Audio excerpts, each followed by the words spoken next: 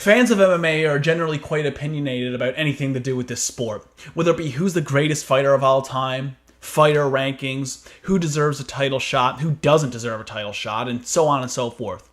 Us fans have such strong opinions about this stuff because we're passionate about it, which overall is a good thing. But at times, some of these strong opinions being expressed makes for folks being quick to judge and to have their minds made up without having all the necessary information needed to have an informed take on the situation. This is most common when it comes to the judgment of whether or not a fight card is going to be good or not. I'm as guilty of this as anyone else too, by the way, but I think I'm finally starting to know better. On paper, UFC 228 was largely considered to be a pretty shallow card. The main event was solid, but outside of that, there wasn't many big names on the card. It wasn't without its interesting bouts. I know the Zabit fight was highly anticipated amongst hardcore fans, and I think no matter what your opinions of these vets are, it catches a lot of fans' attention when there's either a Diego Sanchez or a Jim Miller on the card. But the reality is, for a lot of people, there just wasn't a lot of bouts that really jumped off the page. But once again, as has happened so many times before, a card that was largely considered to be lackluster because of the lack of names on the card ended up being arguably the best card of the year. UFC 228 was incredible and nobody saw it coming. Perhaps that has something to do with how it came off.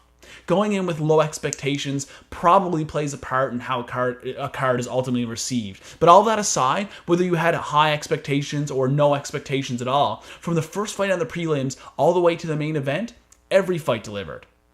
Jim Miller coming in and not just setting a record for the most UFC appearances by a fighter in history, but having quite possibly one of his best fights in his entire career on his 30th outing with the promotion, for one.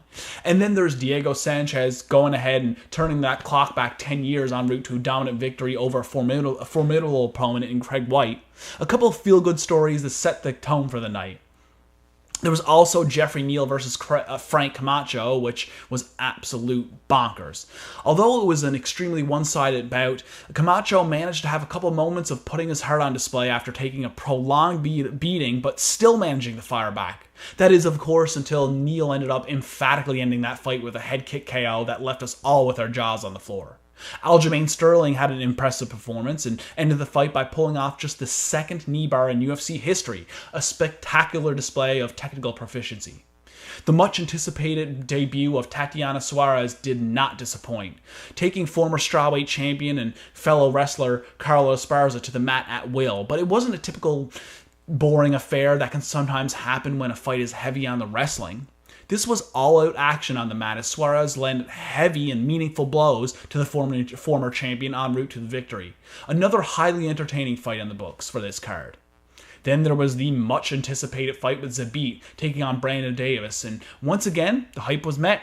Zabit wowed the crowd with something of a cartwheel kick to the back of the head being thrown to Davis, and an extremely slick trip that threw Davis down to the mat, and he ended up pulling off just the third knee bar in UFC history. Honestly, what are the odds? 3 knee bars over the course of hundreds of events in the span of 25 years, and 2 of them happen on the same night. Ridiculous. Never mind the fact that Jessica Andrade went in there and did something that's just extremely rare for the weight class, and just uncorked a massive overhand right that landed exactly where it was intended, and producing probably one of the nastiest knockouts you'll ever see across any women's division, and more than likely earning herself a spot at the next contender to take on Thug Rose. The main event was intense and dramatic as hell, as Tyrone Woodley had an outstanding performance by completely shutting down the grill of Vettis Darren Till, dropping him with a heavy shot and pouncing on him to finish out the night with a Darce choke. Not just retaining his welterweight title, but earning his black belt from Dean Thomas in the process. It was a really amazing moment that us fans were able to witness.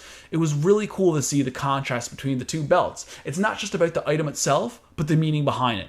UFC 228 is one many of us deemed to be a dud before it even began, and by now we should know better, because an event that was considered pretty weak on paper ended up being the best card of the year. So let it serve as a reminder to reserve our judgments on an event until it's concluded, and to give every single fight card a chance to prove us wrong.